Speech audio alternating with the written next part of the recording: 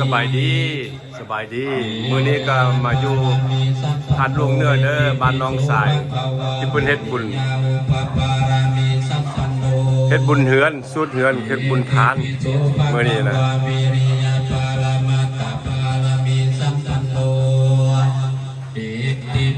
นี่อยู่บ้านหาดหลวงเนื้ออันเนี้ย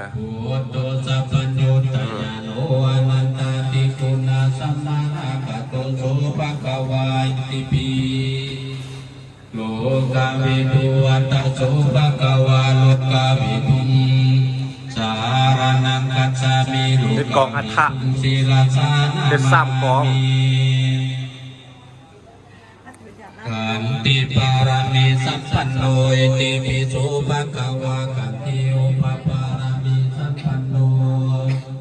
อิติปิโสภะคะวะขันติปารามัตถปารามิสัพพันโนอิติปิโสภะคะวะพุทโธสัพพัญญูตยาโนอนันตติคุณาสัมมานาคัอนุตตโลภุริสัทธัมมัสสารติวัตโสภะคะวาอนุตตรังภุริสัทธัมมัสสารติสารนังคัจฉามิอนุตตรังภุริสัทธัมมัสสารติสิลาสานามามิ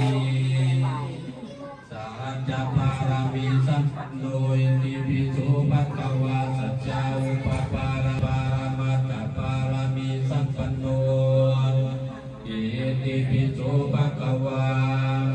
พุทโธสัพพัญญูตยาโนอนันตติคุณาเทวังวัตโสภะคะวะสัจจรังเทวามนุสสานังสารนังกัจฉามิสัตตานังเทวามนุสสานังศิลาสานามามิอาติทานาปารามิสัพพันโนอิติปิโสภะคะวะอาติทานาอุปปารามิสัพพันโนอิติปิโสภะคะวะอาติทาเพิ่นสูตรกันแล้วล่ะนี่สูตรแล้วลงมามันหน้าภายนอกเด้ออันนี้ก็ทางลงมาทางเดินบ้านพี่อันนี้มันเพราะว่าอันแขกยังพันมามือนี้อ่ะกำลังแรกจักหน่อยคนแหละห้าก็สูตรแล้ว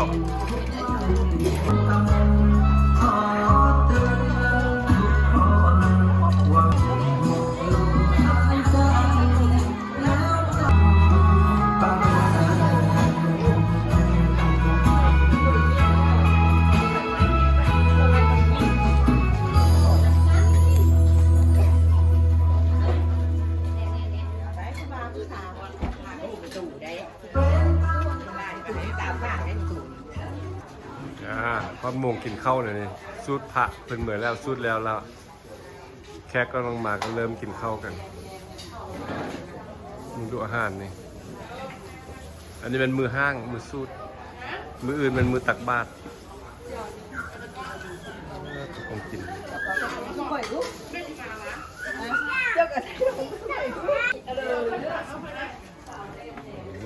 ต้องกินอันนี้มันข้าวโอ้อันนี้มันลาบหมูยังว่าลาบยังอยู่โอ้อันนี้มันเมี่ยงบอกอันนี้เขาห้องกันมันยังนี่ลาวูลาวูอันนี้คือมันเมี่ยงกันกินข้าวไก่แบบกระบุกเมื่อกี้มีแต่แนวกินไปได้เพราะลาวูมีหัวได้เนาะอันนี้มันข้าวจี้อันเนี้ยอันนี้มันไก่ดูโอ้อันนี้มันยำเนื้อยำย่อที่ยำย่อ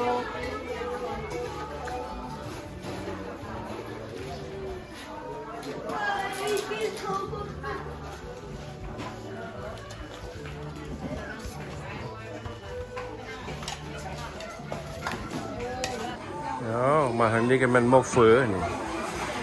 ตุ้มหม้อเฟือนี่ถ้วยบักง่ายเลยนี่ อ้ยังฟดบวอยู่นำนี่นะว่าน้ำฮอนแซ่บๆนกเฟอคุณเราจะกินเฟอก็มาเฮ็ดเอาเองเฟอมัดเลย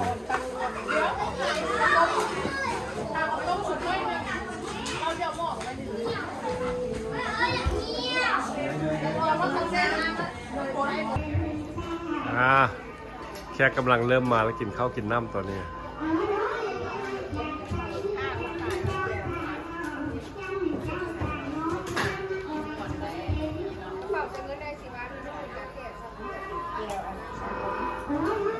แย่ยอนะ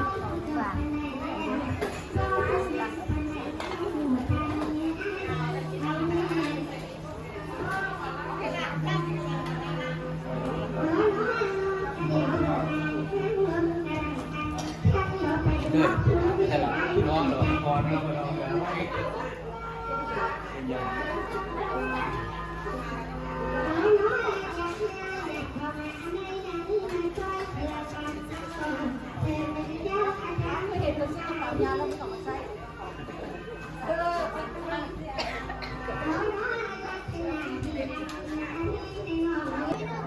อันนี้มันขึ้นมาอยู่ในเหือนแล้วนี่อันมี มื้อแรงมื้อนี้ก็สุดแล้วไปแล้วมื้ออื่นก็สิได้สุดแล้วก็ตักบาตรมีพระ7 องค์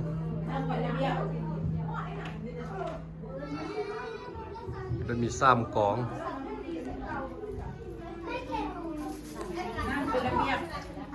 หมด3 กอง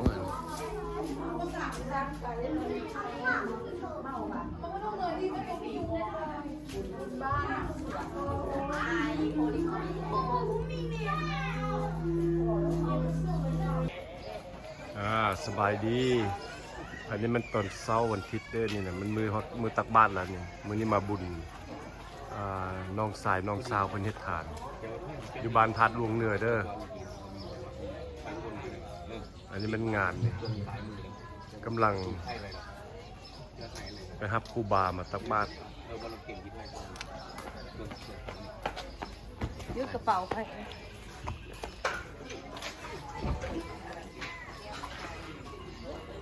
อ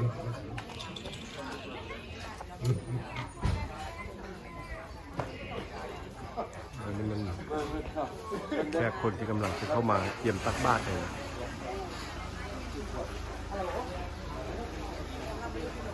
มีบาตรด้วย7 บาทมีมนต์พระมา7 องค์มีบาตรด้วย7 บาท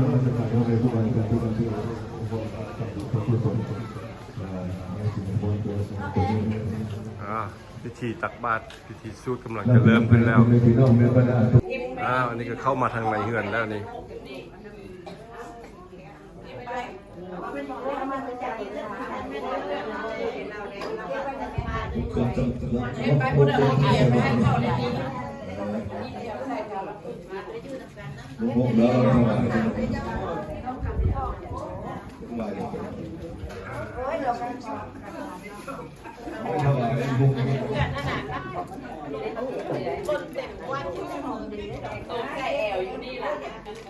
การเกี่ยวเด้อพี่น้องเราลุมน้ำเดิมทำไมครูบาอาจารย์ทุกคนละเจ็ดเด้อ7 บาทน้อยบาทครูบา7 โดตามที่อ่อนน้ำสูตรทุกขาสวังทามิพันเตสัพพังอัปปะลาทังขมัทเม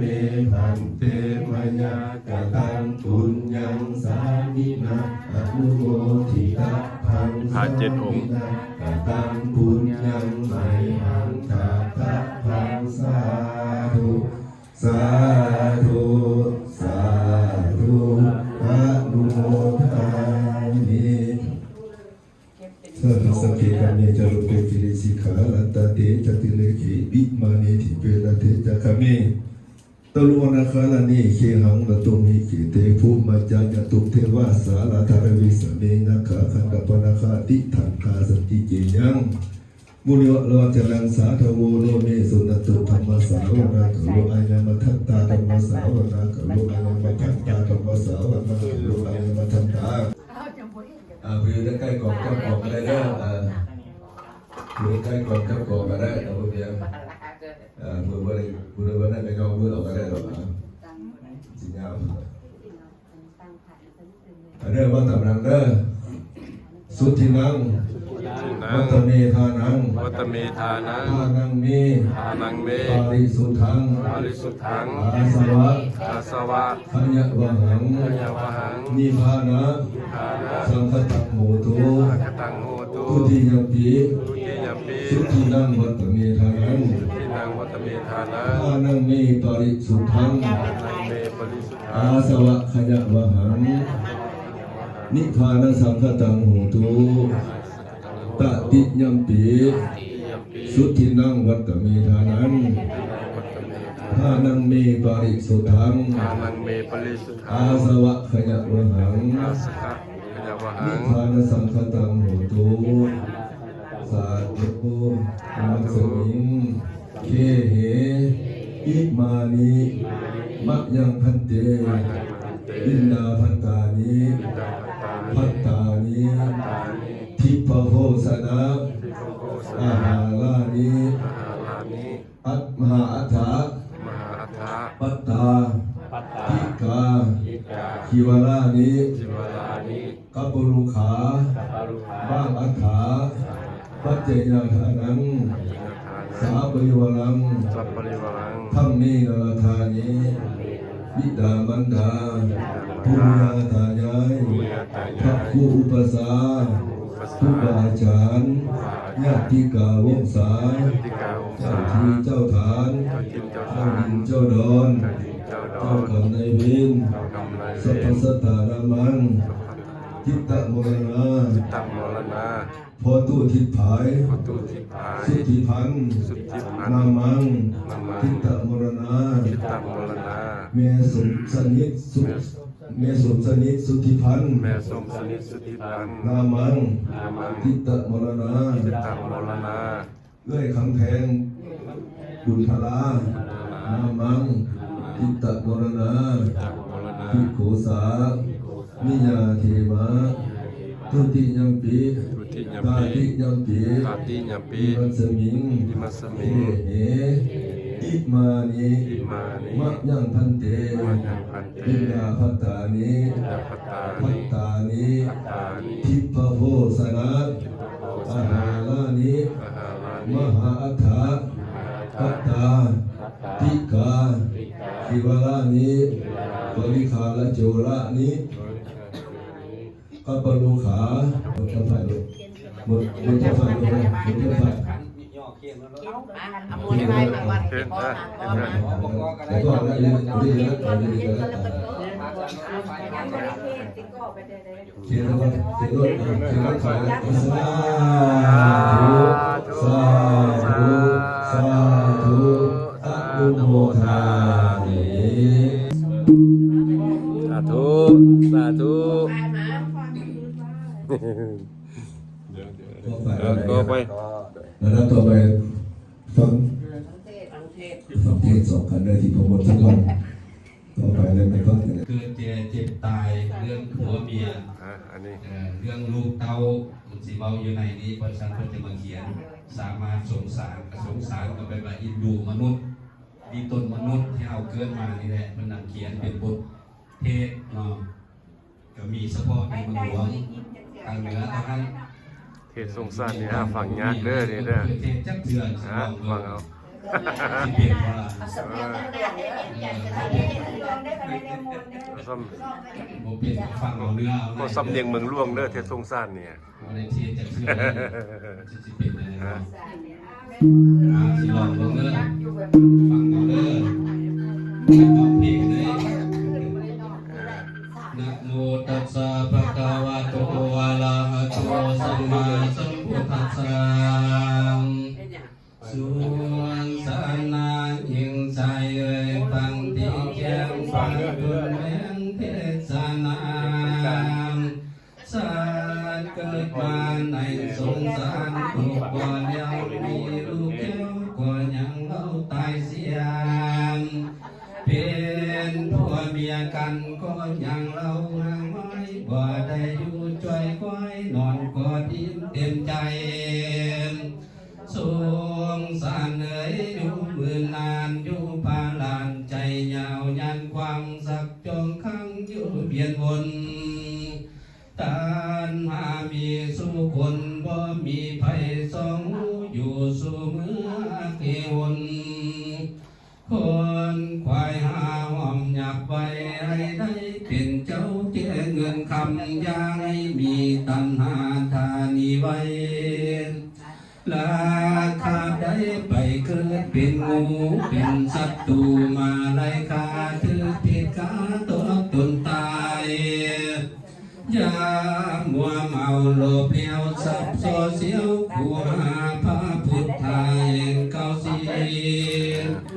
เป็นดังนี้โชคในธรรมอุสุขังพันธานังยิงใส่เอ่ย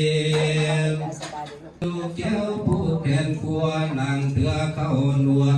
อยู่ทางยองปองลูกแก้วอยู่เนียเ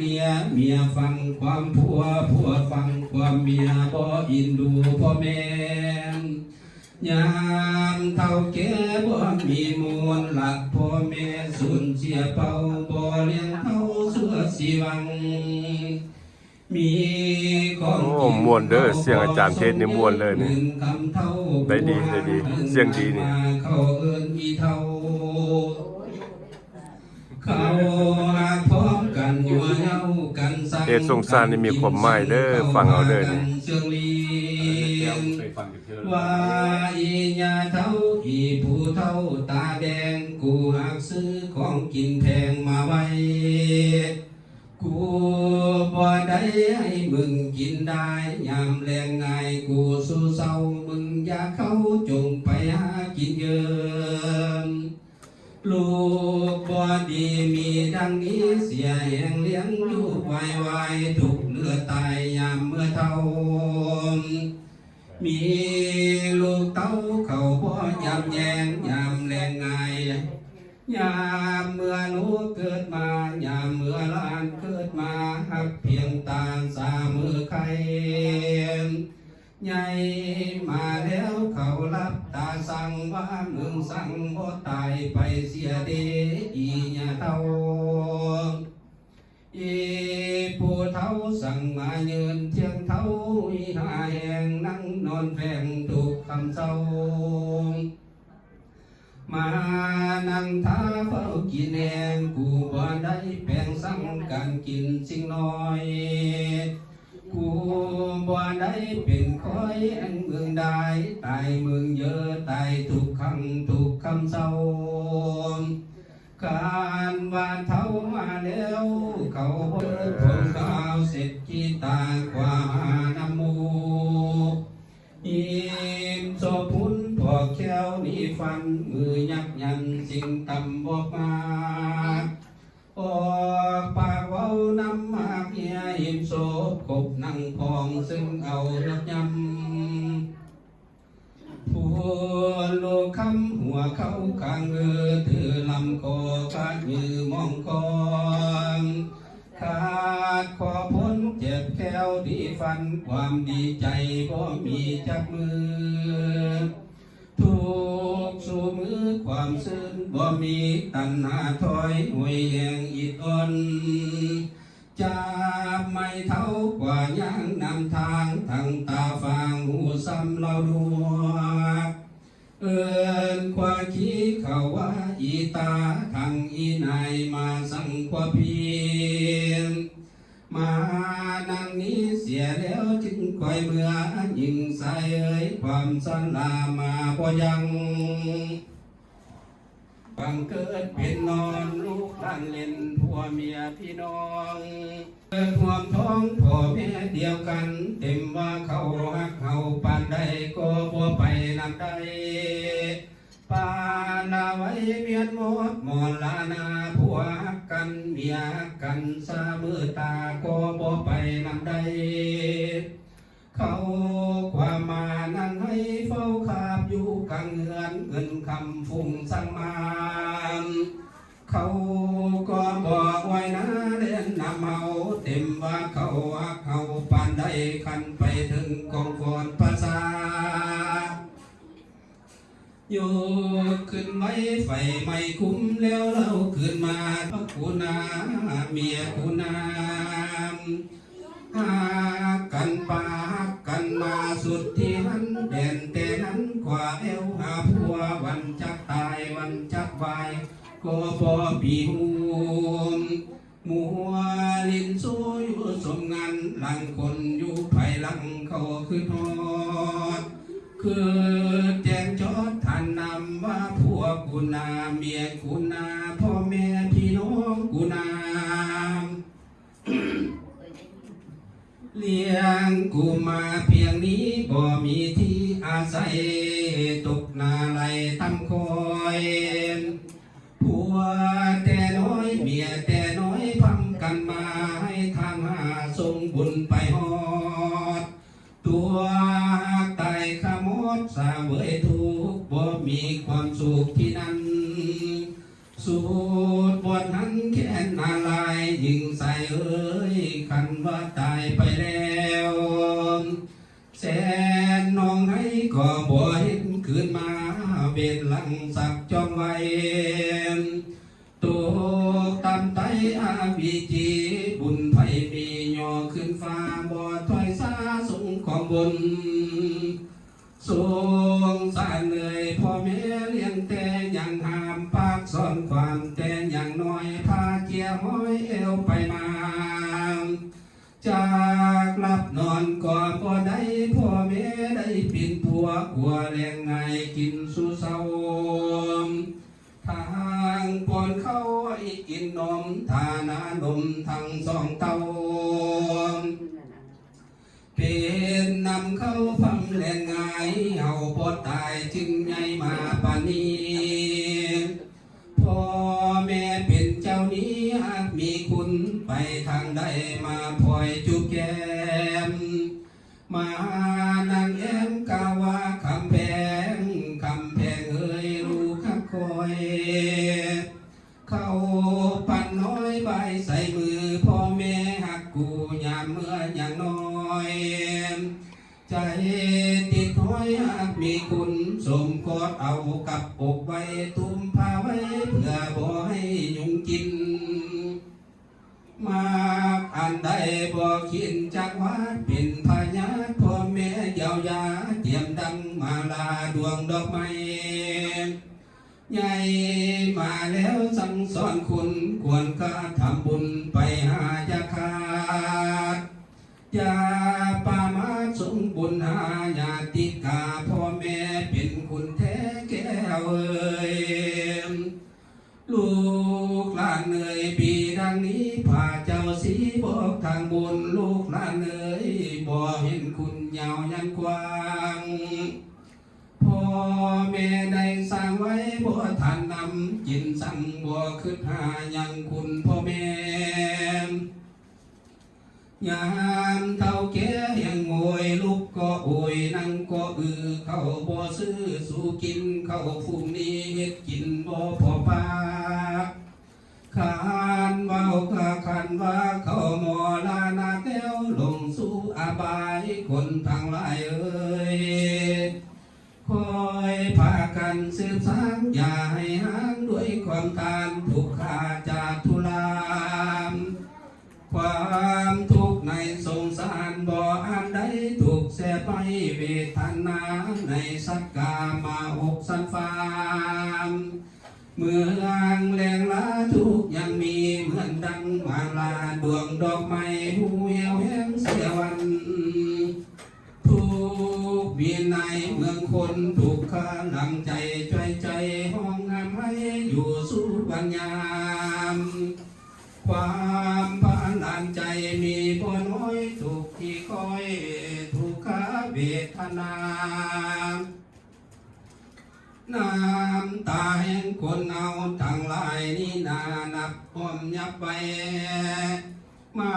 กกว่าคงคาสามุทธาก็หาบ่ได้ห้องงามให้อยู่หิวน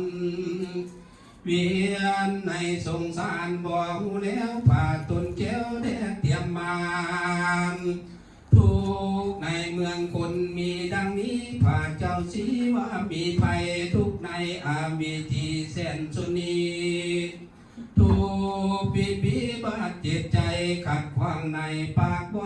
แสนห้องให้บ่ไข่คามทุกข์หลังใจติ่งตนบ่ได้จุกอยู่ไกลแม่นอาลายความทุกข์ในอบายบ่อันใดพาเขียนไทยสำแดงมาทุกขาจาทุกโคอาติเลมฟูงยิงใส่ทุกบ่น้อยทุกค่อยเทวันยามทุกของบนในสวรรค์สันฟ้าสื่นสมนาอยู่สามเบยแสนกังวลบ่ถึกต้องทุกอยู่ทางย้อนอยู่เสยเวยทุกช่องคนมีดังนี้ก็บ่เข้าแบ่งบันส่วนเสียวเฮงนีลำผ่านสงสารเอ่ยอ่านวันสุขแก่งห้องนีลำผ่านเมืองนีลำผ่านเป็นเวียงแก้วเป็นเวียงแก้วอันใหญ่กว้างเป็นที่สร้างเองคนบุญพระเจ้าอยู่แสนตนบ่อันใดกำลังสิวันฝุ่นหาแก้วแล้วเด้อบัดนี้ฮอดช่วงเทศวันฝุ่นหาแก้วแล้วของกองเงินกองคำแก้วแหวนทั้งหลายเหล่านั้นก็จงตกลงบักดูฝุ่นหาแก้วอ่ะตกลงมาแล้วนี่น่ะพุ่นตกคนข้างล่างพุ่นเด้อเด้อลงมาบ่ตกบ่พี่เด้อเนาะลงไปคนหาแก้วอ่ะคนหาแก้วมาแล้ว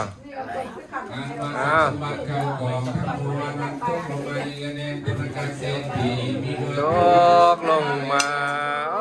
ก็บ่ตกบักไก่พี่เด้อเนาะก็ตึกซั่นตัวไปบ้านเนี้ยผมไปคนมันพ่นว่ามันมีคนพี่ซั่นแล้วอ่ะ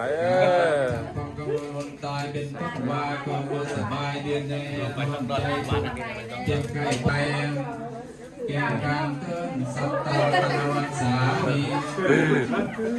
งานตาคนเกลเฉียดปากกานั้นตกลงมาในคุ้มภาษาลาดสว่างหลวงเฮพยาเวสันดรปางจะเป็นสีต้นสิกไม้เสด็จจากป่าไม้พระมังกรตีคองตรงเลยเขากับทั้งขอย้ายพวกทางโศกเศร้าทุกอย่างให้เขียนใจสั่งสักเจอได้กรองข้าเถิดสาธุสาธุเทศนาก็จะบริสัทธาทั้งหลายจะได้ดังกรรมกรรมป่าทั้งนั้นในที่ตังก็เสด็จมารับวันความเท่านี้ก่อนเลยสาธุเป็นที่จบสิ้นสูตรวันเทศฝนหาแก้วจบไปแล้วยัดนำด้วยเด้อขอถึงการรับเด้อขอให้สิ่งศักดิ์สิทธิ์ทั้งหลายเหล่านี้ประสบกับสิ่งที่ได้ตายลงรับไปแล้วนั้นก็มหาบรรจงองค์ที่องค์การพุทธาเด้อยัดนำไม่ทานแล้ว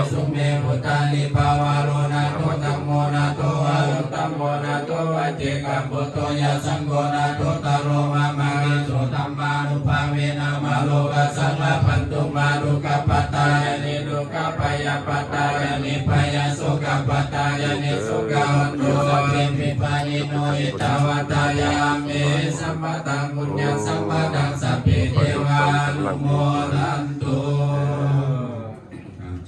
จบพิโรปิตมนา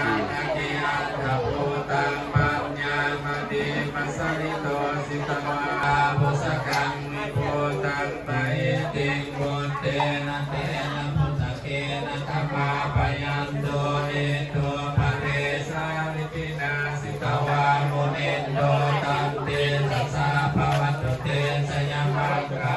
นิโตกาอันนี้ก็มันวิธีเริ่มตักบาตรติสุติเมติภกาภิตานังญาณาปิตินาจิตา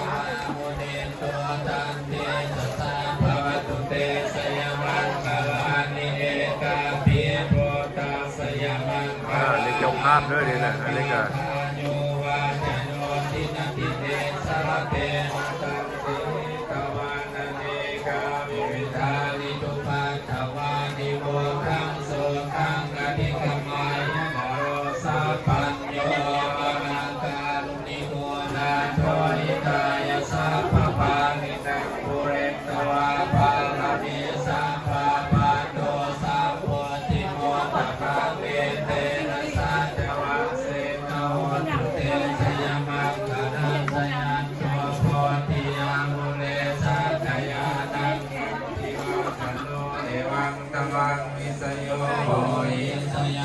สยามังคะเล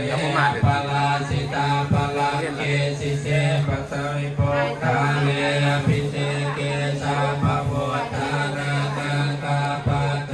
ปะโมตาติสุนักตังสุมังคลังภาตังโสติตังสุขโนสุโมโตยสุญิตัง เสร็จสุพรรณวันจุกใกล้ให้กรณีดีก็เท่าทำพระเจ้าเลยขมบุบบุบบุบมาไม่ถูก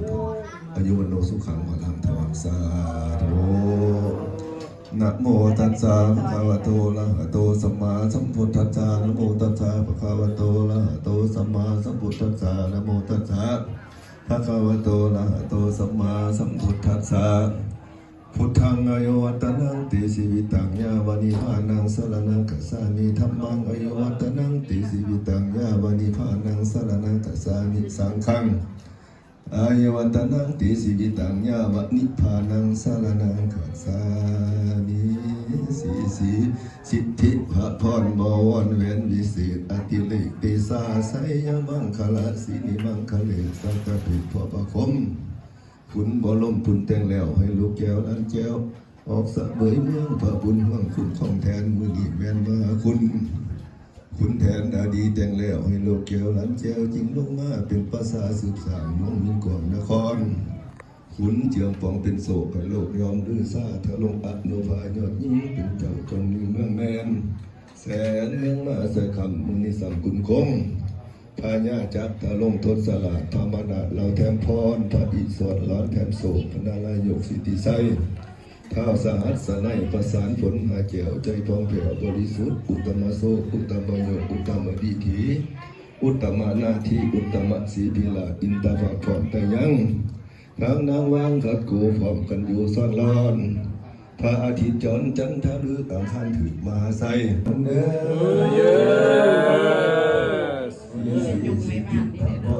วันเด้อนี่เด้อ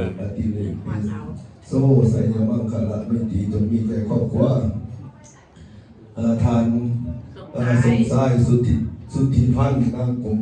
คำองค์ประจันครอบครัวทานนางปินทอง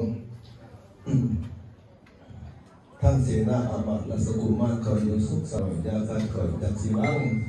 คอยมีอายุยืนยาวบ่หน่อยและคอยคนเรานั่งคุ้มผู้สัตว์ตุมันอย่ามาบังเย็นใดคอยผักเกณฑ์ไถ่ตั้งซองตุนยานลงมาหุ่นกว่านั้นจะมีหูลงมาหุ่นกว่านั้นบ่ยิ้มมึงเนี่ยลงตัวนี่นะ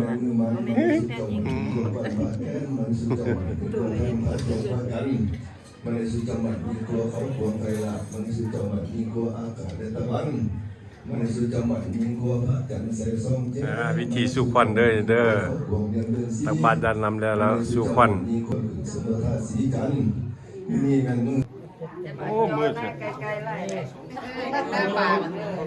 ซับไปเป็นยังใช่พิธีมัดแขนนะเริ่มขึ้นแล้วบีบแป๊บมันนี่กระเป๋าไฟฟ้านะจับฟาดจับเองสุดท้ายนะ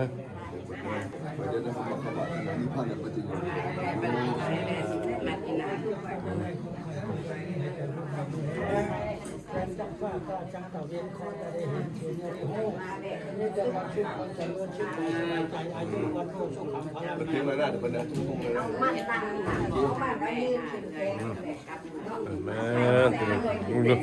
แม่แต่เท่าแต่แก่เมิดแล้วอยู่นี่นะโอ้นะเท่าแก่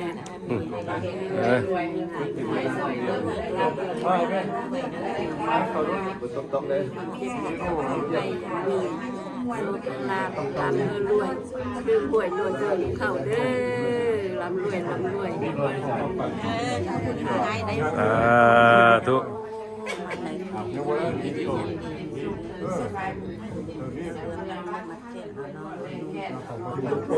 การเป็นผู้ดีมีแห่งให้ยามนี้มีได้สุขภาพแข็งแรงพลังเงินรวยรวยเอามัดแขนใส่เป็นเลือดผ่านได้มาสมัคร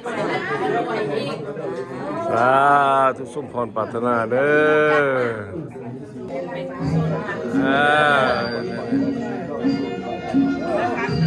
อ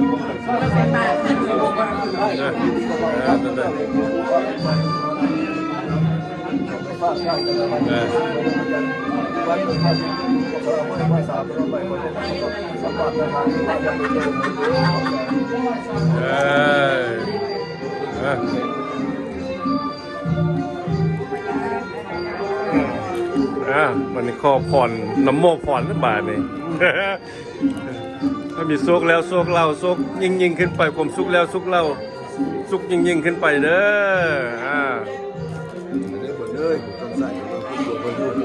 เงินศึกษาต้องครอบครัวต้องพอได้เรียนในที่น้องต้องพอแม่ครูบาอาจารย์ อันนี้มันโมผ่อนเด้อนี่เด้อโมผ่อนเด้อเสร็จจะสุภาพมันสุภาพใกล้ให้คนนี้ที่ก็ถอดทำไปเจ้าเลยก็งบต่อเราไม่จะเรื่องเรื่องซื้อได้ใครมันแล้วเรื่องนี้ก็แม่ท่องเลยมาจะรู้ปัญหาจะได้ขาดฟังสัพพะกำลังมาไหลคือเก่าสำหรับอายุวันโดสุขพลังเหมือนสาธุสมบูรณ์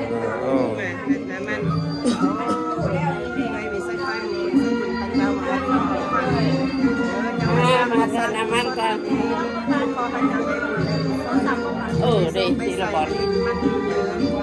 กลับไปบ้านกลับไปเขื่อนกลับไปสู่มีอายุมันคงยืนมีความสุขกายสุขใจสักสมในเมืองคนก็ทำให้เราใจดูแลเด้อมันอยู่ในทุสุพรปรารถนาทอนพลังรวยกับเหนือบ้านกับเหนือคือหวยลอตเตอรี่ร่ำรวยทุสุพรปรารถนาเนาะทึกลอตเตอรี่ซุปเปอร์โลโต้รางวัลที่1แจ็คพอตเนาะพาไปซื้อหนูซื้อจะซื้ออันนี้อันนี้ก็เป็นครูบาเพิ่นสั่นเด้อ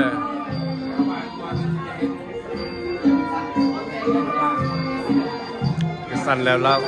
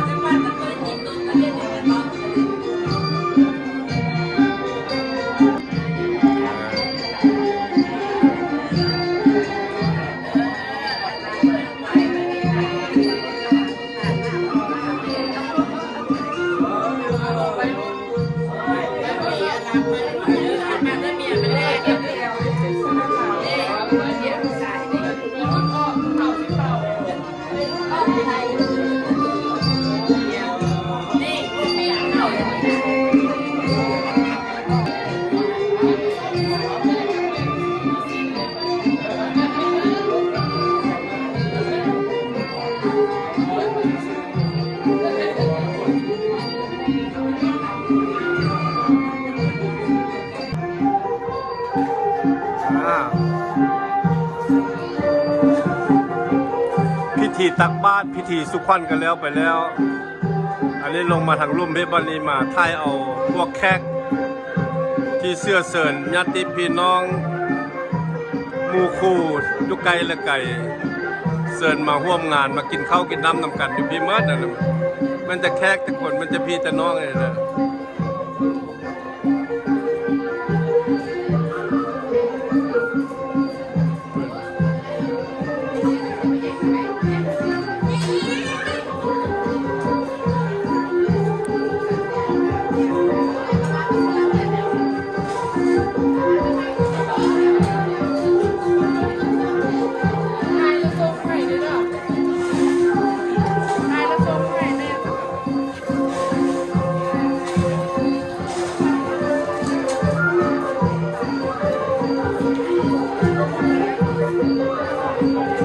เรื่องดูอาหารเลย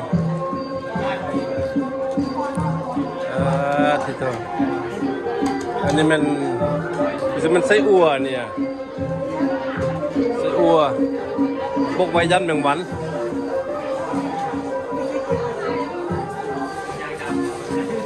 อันนี้มันข้าวผัดอันนี้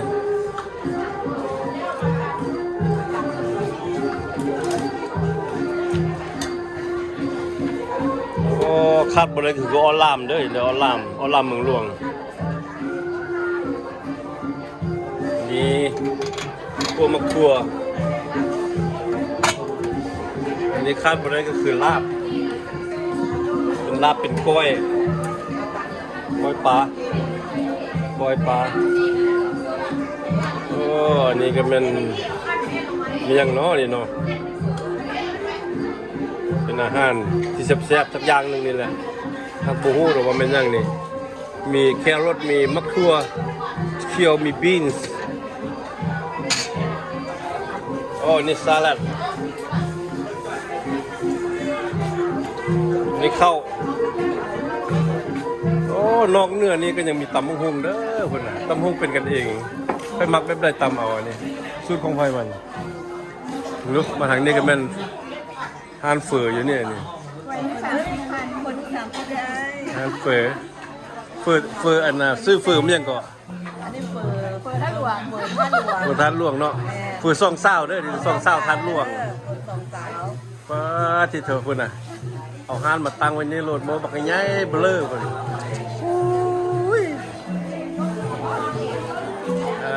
ที่เธอบดสดๆฮ้อนๆแท้ๆแหละนี่นะฮะเฟอ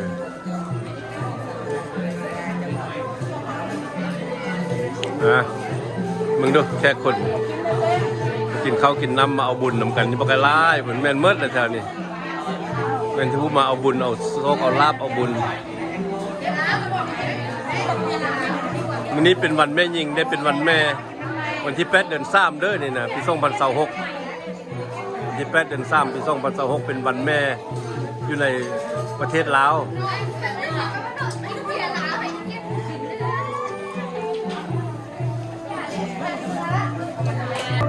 ได้มาทางนี้ก็แม่น้ำว่านเลยโอ้พวกดูผู้สาวกำลังกินอันนั้นน้ำว่านล่ะอันนี้ก็ยังอันนี้เป็นผู้สาวเด้อก็ยังโซดอยู่เด้อเด้อว่าน่ะกินน้ำเต้าหู้อันนี้แหละนะกาแฟบ่เอาวะเป็นน้ำเต้าหู้วะอันนี้กาแฟก็ได้น้ำเต้าหู้ก็ได้น้ำยังก็ได้มดอันนี้หุ่นน้ำเรื่องน้ำเคี่ยวแม่นมดอันนี้น้ำหวานอันนี้เนอะอันนี้ก็น้ำหวานพักอีตู้อันนี้น้ำก้อนใส่น้ำหวาน จากวันไว้ขอให้ถูกใจว่าไอ้ที่มาบนทาง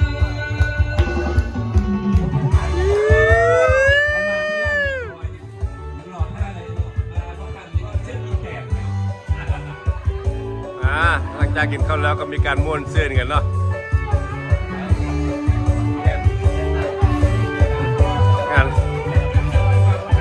งานบุญกันแล้วไปแล้วปะนี่มันงานม่วนซื่นปะเนี่ย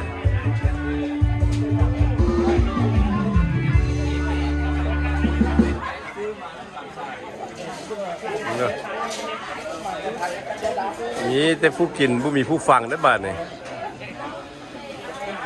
มีแต่ผู้เว้าผู้มีผู้ฟัง